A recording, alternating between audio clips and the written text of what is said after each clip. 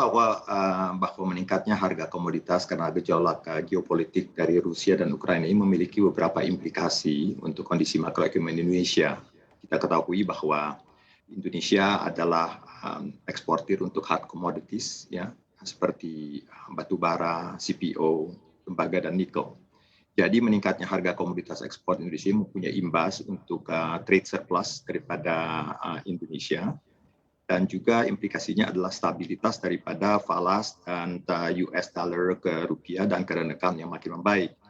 Jadi kalau kita melihat harga komoditas saat ini sama-sama menolong Indonesia dari sisi ketersediaan pasokan falas di dalam negeri seperti pada boom komoditi di tahun 2010. Ya, cuman mungkin efek multipliernya tidak sekuat boom komoditas yang sebelumnya. Ya, jadi ujung-ujungnya sekali lagi bahwa untuk sisi ekspor komoditas, trade surplus akan memberikan cushion stabilitas falas terhadap volatilitas portfolio flow karena risk of sentiment dari global investor kepada emerging market asset, driven by US tightening cycle, geopolitical risk dari perang di Rusia, Ukraina, dan concern on stagflation di US. Baik, tapi di Citi sendiri apakah juga sudah terlihat ada permintaan kredit yang cukup signifikan mungkin dari sektor-sektor komoditas ini?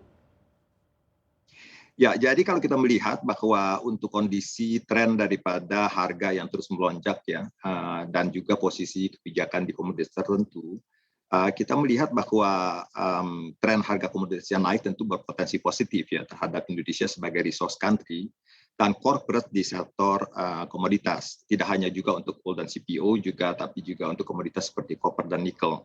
Kami melihat peluang kredit dari koperasi baik di sektor hulu maupun hilir, short term operational maupun longer term investment.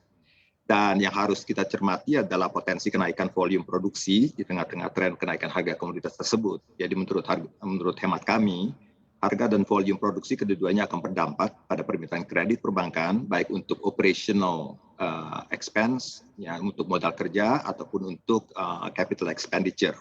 Modal kerja lebih untuk meningkat dari sisi kebutuhan, sementara investment corporate sudah berfokus pada hilirisasi yang independen di luar tren harga, sehingga lebih kepada capex untuk longer term planning. Jadi net-net kita mengharapkan kontribusi dari sektor komoditas baik untuk kredit modal kerja maupun untuk kredit investasi. Baik, artinya juga dengan semakin bergejolaknya krisis geopolitik antara Ukraina dan Rusia, Citi juga masih melihat ada peluang kalau komoditas ini masih akan terus naik. Betul. Baik, lalu seperti apa proyeksi atau mungkin antisipasi yang sudah disiapkan Citi apabila akhirnya kredit di bidang ini akan semakin tinggi lagi di tahun 2022 ini?